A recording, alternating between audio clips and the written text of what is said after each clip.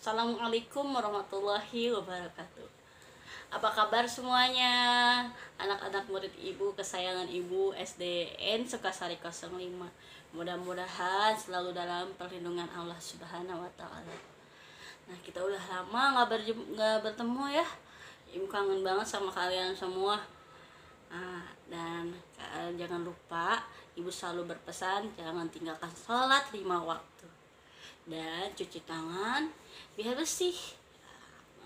Kalau bisa jaga wudhu kalian supaya terhindar dari virus corona. Nah, anak-anak, nanti akan ada video penjelasan materi selanjutnya. Ibu harap kalian menyaksikan sampai selesai dan nanti akan ibu kasih soal melalui soal online. Oke anak-anak, siap? Siap? Oke, silahkan disimak video berikut ini.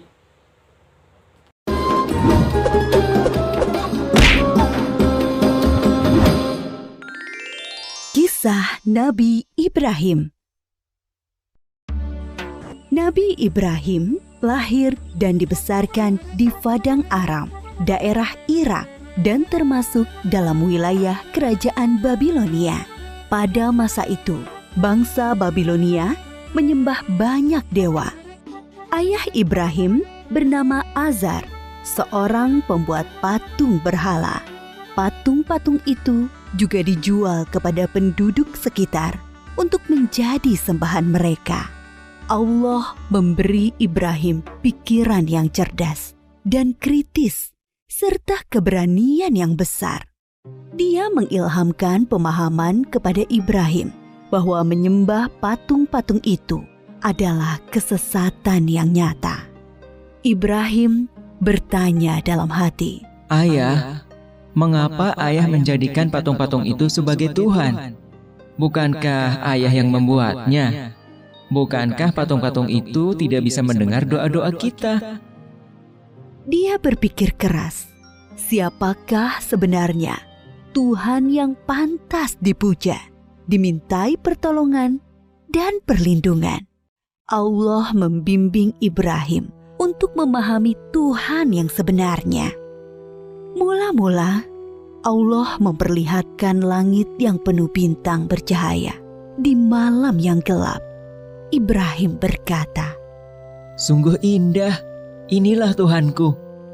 Ketika pagi tiba, langit menjadi terang. Bintang-bintang itu pun menghilang. Oh, bintangnya hilang. Aku tidak suka Tuhan yang menghilang. Itu bukan Tuhan. Pada malam yang lain, Ibrahim melihat bulan terbit sangat menawan. Wah, sungguh indah.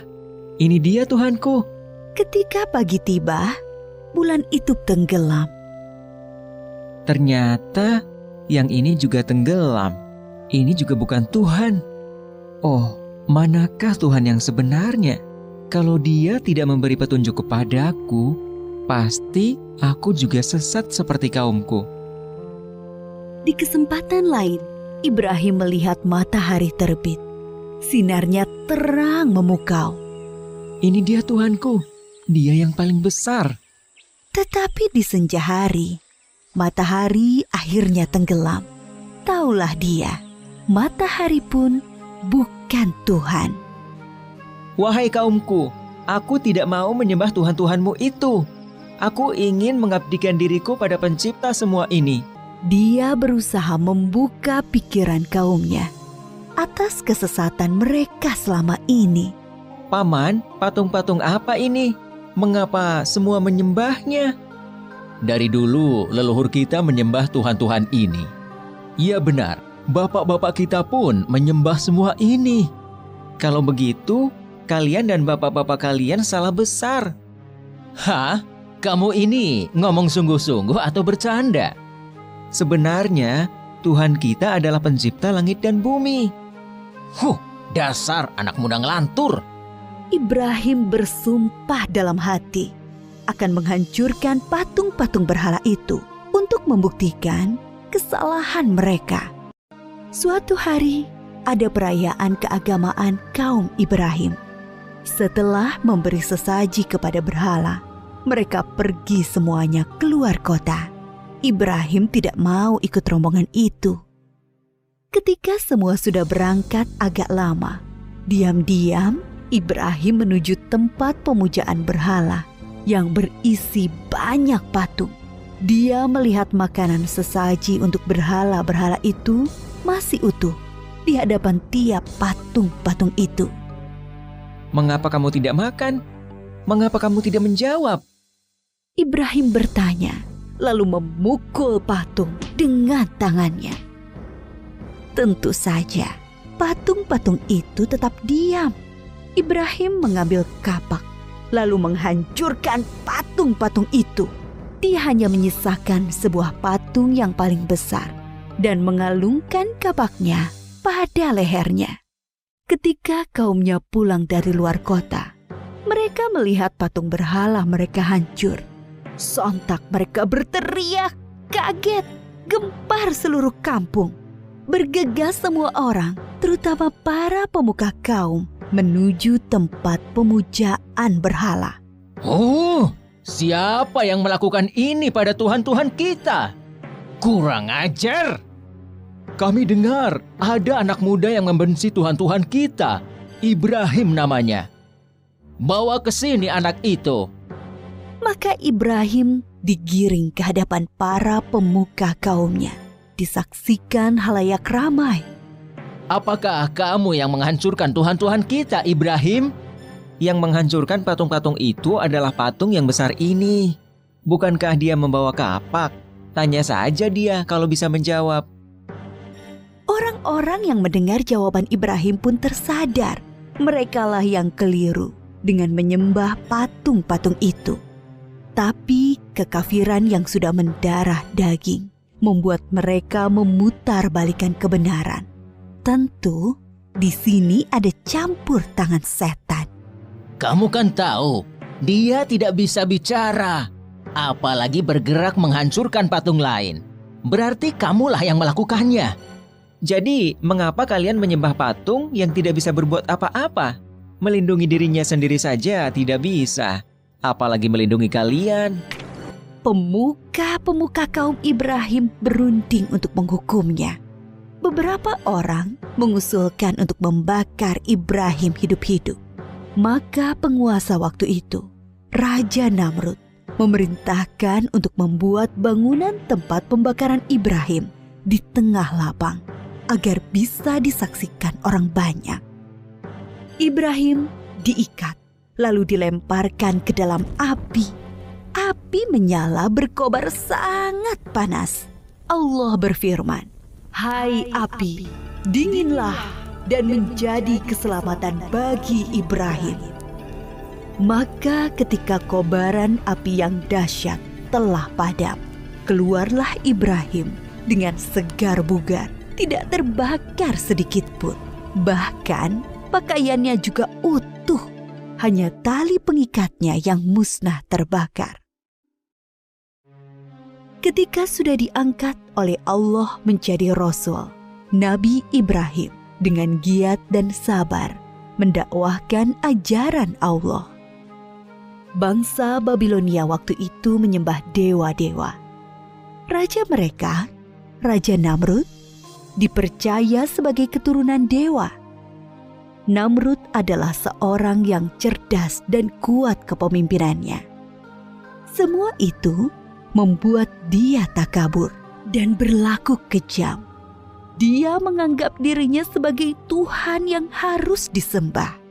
Mendengar dakwah Nabi Ibrahim, Raja Namrud mengundang beliau ke istana. Tentu tujuannya untuk menghentikan dan menghukum Nabi Ibrahim. Kemudian Raja Namrud dan Nabi Ibrahim berdebat tentang Tuhan yang patut disembah. Siapakah yang kau anggap Tuhanmu itu, Ibrahim? Apa kekuasaannya? Tuhanku adalah yang menghidupkan dan mematikan. Aku juga menghidupkan dan mematikan. Aku menjatuhkan hukuman pada orang-orang dan aku berkuasa untuk mengampuni dan membiarkan mereka hidup. Allah menerbitkan matahari dari timur.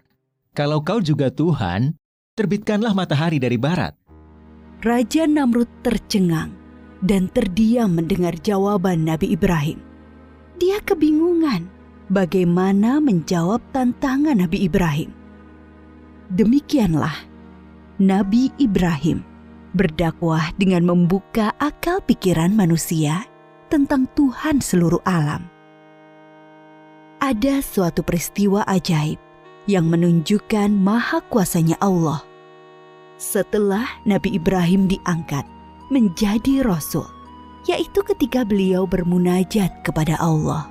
Ya Rabbi, perlihatkanlah pada hamba bagaimana Engkau menghidupkan yang mati. Allah Subhanahu wa Ta'ala berfirman, "Belum percayakah engkau pada kekuasaanku?" Hamba percaya, tapi hamba ingin hati hamba yakin. Kemudian Allah Subhanahu wa Ta'ala berfirman, "Ambillah 4 ekor burung, lalu potong-potonglah mereka, lalu lemparkan di atas tiap satu bukit, satu bagian. Kemudian panggillah mereka, pasti mereka akan datang kepadamu dengan segera." Nabi Ibrahim melakukan yang diperintahkan Allah, maka keimanannya bertambah mantap. Kepada bapaknya, Nabi Ibrahim tidak putus asa mengajak meninggalkan penyembahan berhala. Wahai ayahku, mengapa ayah menyembah sesuatu yang tidak bisa mendengar dan melihat, serta tidak dapat berbuat apa-apa untuk menolongmu? Sesungguhnya Allah memberi aku ilmu. Ikutilah aku, wahai ayahku, jangan ikuti setan. Aku takut engkau akan ditimpa azab. Bencikah kau pada Tuhan-Tuhanku Ibrahim? Diam! Kalau tidak, kau akan aku rajam. Pergilah, tinggalkan aku. Selamat berpisah ayah. Semoga keselamatan dilimpahkan kepadamu. Aku akan memohonkan ampunan dan hidayah untukmu. Nabi Ibrahim terus memohonkan ampunan Allah untuk Azar, sampai kemudian jelas baginya bahwa Azar tidak mau beriman dan terus memusuhi Allah. Allah melarang memohonkan ampunan bagi orang-orang kafir. Setelah terbukti tidak ada yang beriman di antara kaumnya selain Lut, keponakan beliau dan sanak sepupu beliau yang menjadi istri beliau, Nabi Ibrahim hijrah meninggalkan kampung halamannya di Irak. Atas perintah Allah, beliau menuju Palestina atau Syam bersama istri dan keluarga Lut. Di Palestina, Nabi Ibrahim terus berdakwah kepada penduduk setempat.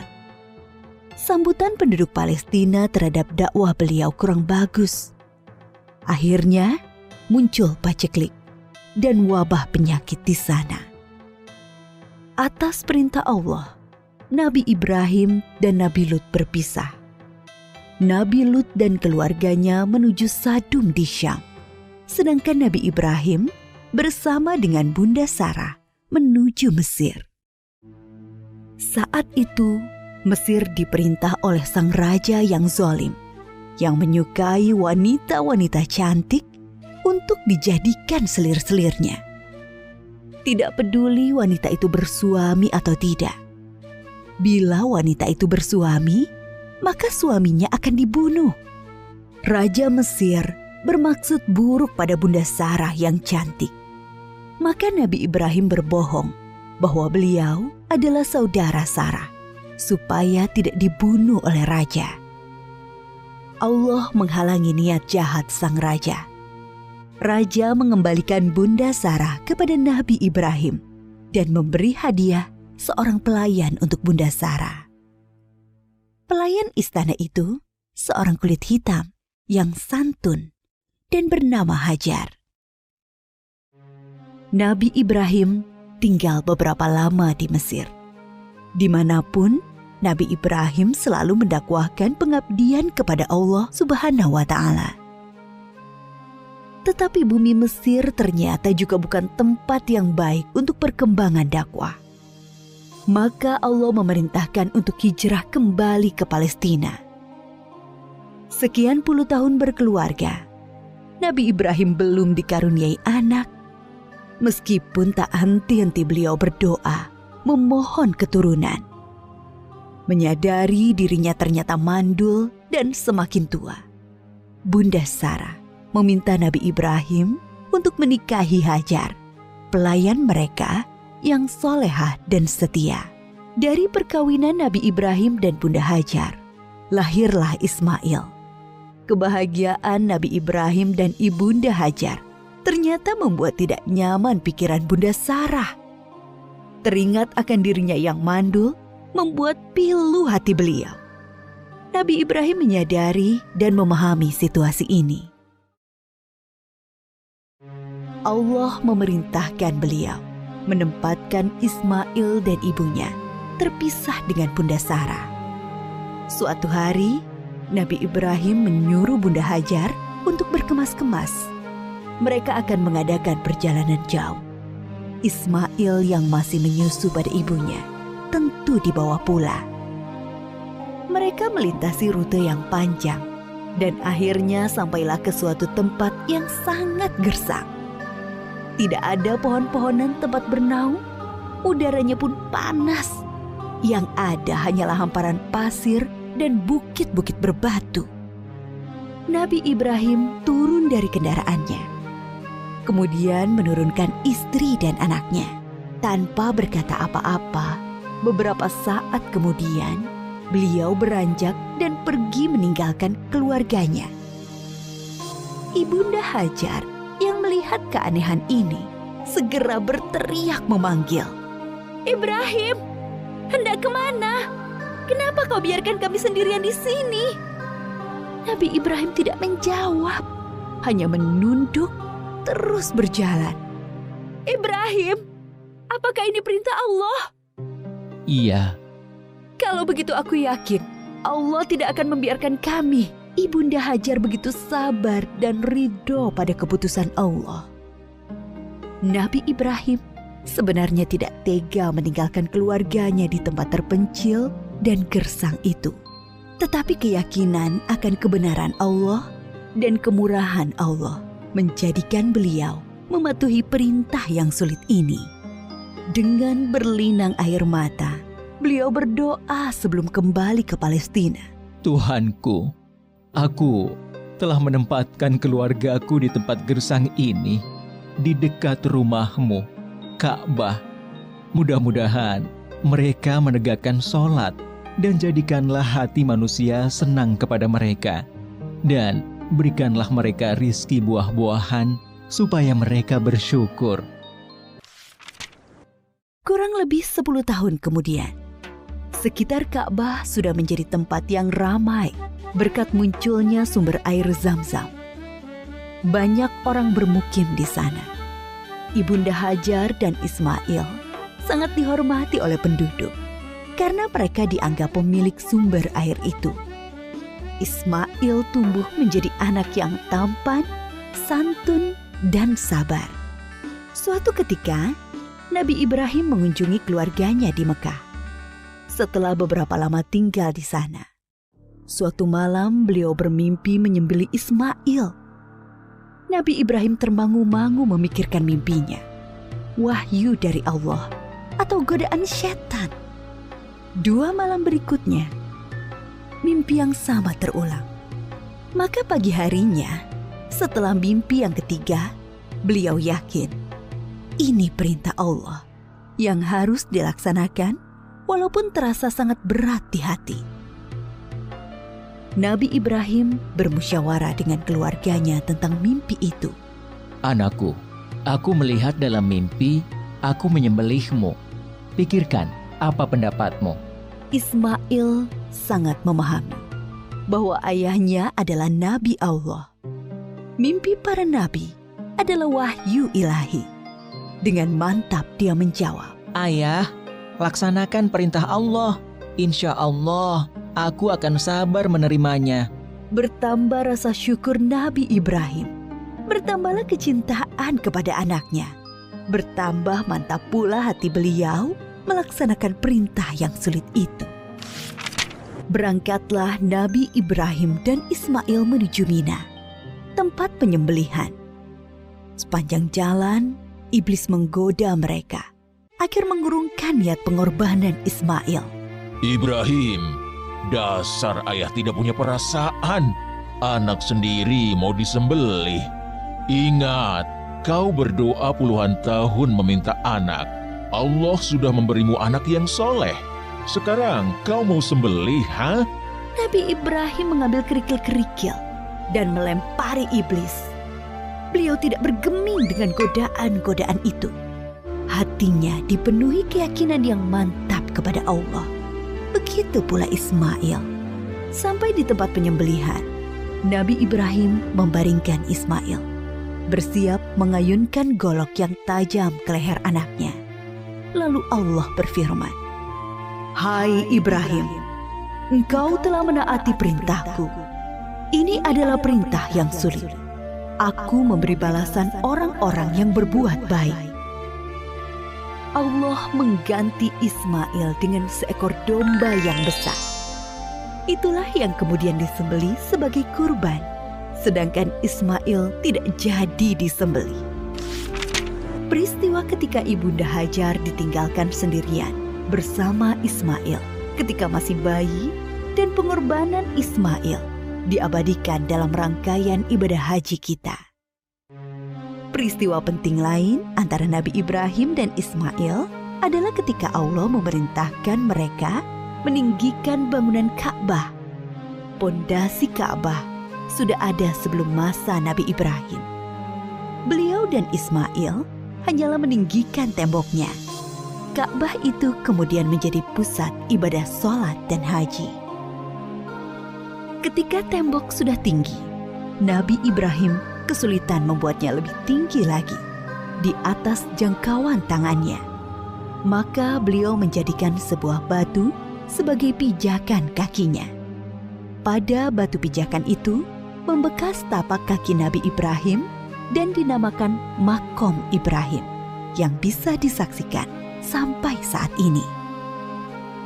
Ketika Ka'bah sudah jadi, Nabi Ibrahim berdoa untuk beliau dan Ismail dan anak keturunan mereka berdua. Antara lain, supaya diangkat Rasul dari keturunan mereka. Diangkatnya Muhammad SAW sebagai Rasulullah adalah jawaban atas doa Nabi Ibrahim. Nabi Muhammad SAW adalah keturunan Nabi Ismail. Suatu ketika, Nabi Ibrahim sedang berada di Palestina bersama Ibunda Sarah. Datanglah tamu asing, 3 orang laki-laki tampan yang tidak dikenal oleh Nabi Ibrahim. Nabi Ibrahim meminta Ibunda Sarah memasak sapi panggang untuk menjamu tamu-tamu itu. Nabi Ibrahim memang sangat menghormati tamu. Setelah hidangan siap, Nabi Ibrahim mempersilahkan tamu-tamunya makan. Tetapi para tamu itu sama sekali tidak menyentuh hidangan yang lezat itu. Timbul rasa takut dalam hati Nabi Ibrahim. Jangan takut, kami adalah malaikat utusan Allah. Kami tidak makan dan tidak minum. Kami membawa berita gembira. Allah akan mengaruniai kalian seorang anak yang sangat cerdas, yang mempunyai pengetahuan sangat dalam. Mendengar itu, Ibunda Sarah memekik kegirangan. Hah?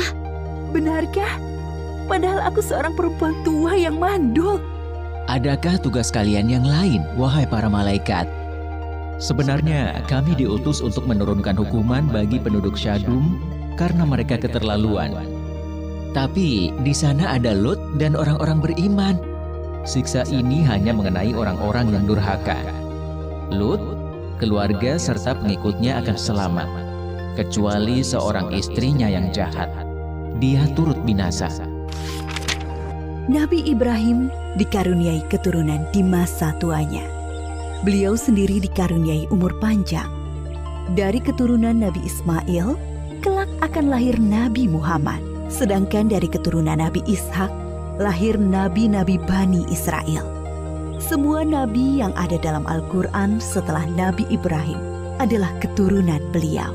Maka Nabi Ibrahim disebut juga bapak para nabi.